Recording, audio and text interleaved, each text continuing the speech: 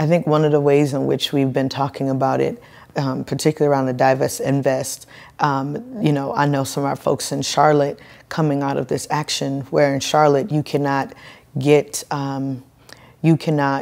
any support for housing unless you prove that you have been homeless for 2 years. And so folks are like so turned up around it. And there was actually like this meeting that happened, and a few meetings post that our folks have been engaged in those conversations around how do we shift that, and how are we actually pushing for those resources to be invested in our community. So I think feels like on the short term, you know, as folks are thinking about this larger abolishing of bail, some of these short-term needs that we know need to be met, whether it's, you know, the need for more transitional housing, the need for more programs that allow people to get into stable, longer-term housing, how people can access, other resources, whether it's around medical and health, counseling and therapy, all of those sorts of things, jobs training and job support are so critical. And so that's been a lot of our conversation coming out of it. And we're also clear that that's also how we help undercut the market too, you know. I think some of the ways that we're also, Mama's Day has also helped us begin rethinking in our framework around the risk assessments and folks that are in this conversation around bail reform.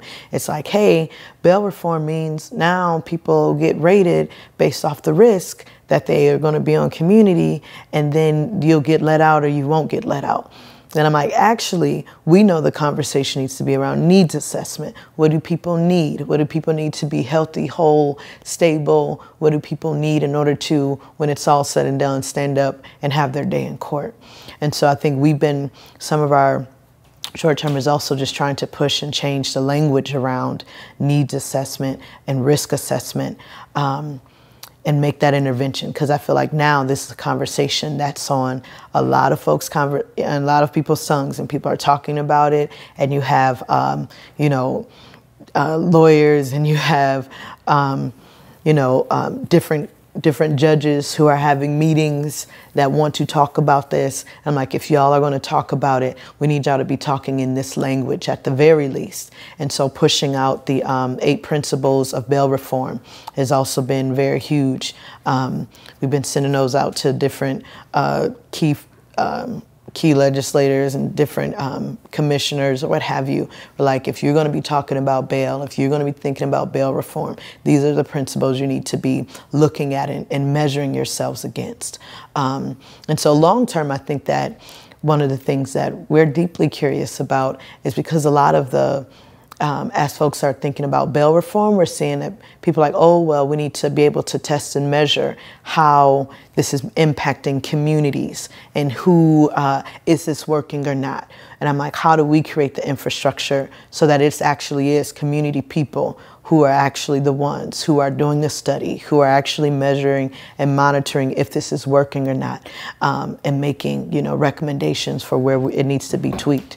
And so, I was just talking to somebody the other day. I was like, the MacArthur people that keep giving money to all of these different places, where's community in that? Where, how are communities being involved in those, in the changes and the different reforms that people are doing? So for us, it's being able to talk about what those immediate needs are. Like, we were heated. We were telling, city folks, like, yo, we know very clearly what we need. We need help. We need at least 30 beds, you know what I mean? And we know that they just dismantled the Peachtree Pine homeless shelter here. And so we the needs are very immediate. So obviously, those are some of the first things that we're trying to go for without losing the long game of trying to end bail.